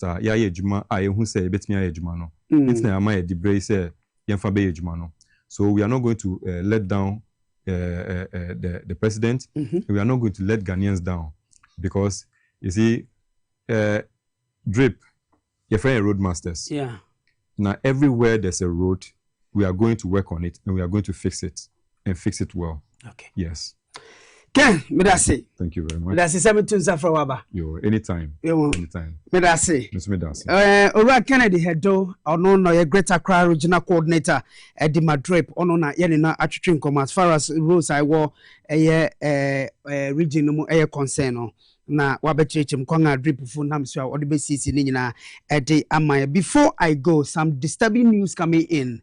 Echem said there's a fire outbreak at Medina Race Junction involving some multiple wooden structures. Echem so called Medina Race Junction niadan bi wo hono mu nyina no kamia yese uja akotum wo hono mu a ha wadwene yesre Ghana National Fire Service as usual e be fremo esanze no ya na interior minister kan se muko ye djuma krapo sabi le bia mu pra ne ade a sabrede state insurance company SIC4 anga ye hye se obehwe ne nyina dia mamuti yesre mu nu ho emfa emayen Medina Race Junction say wooden structures bi e wo hono mu a uja atoma no e ye den ye pa yesre mu sombedu hono mo na makodum uja no e dia mai owura asem foforo medasi ye pa te uhwe ne anajo fei bibi biara be ye kama omanga de she ha na magina na Gumbe show amede besomo na Tuesday 15th of July 2025 no ha na medini nyinara ebesi e dia mama so usual me betene mo eduma mo regular host or hineba bo ama bene the production team medamu nyinara se director Ralph medasi Peter Cranton asida ye wode and if Kofi the boy lovely evening to you. And if Elizabeth Tego also and I'll see young kama young group on Yaduma Yauda the best sang Isha between the hours of 8 and 10 p.m. Na yenny penny fofro and nipa for friend is a fofro and in Yama bang no orye ebe boy and punto no yedi huamanebo ebe bremo copim se eye Yauda ebeshiano meeting the Akora Kofi lovely Darko. Medamase.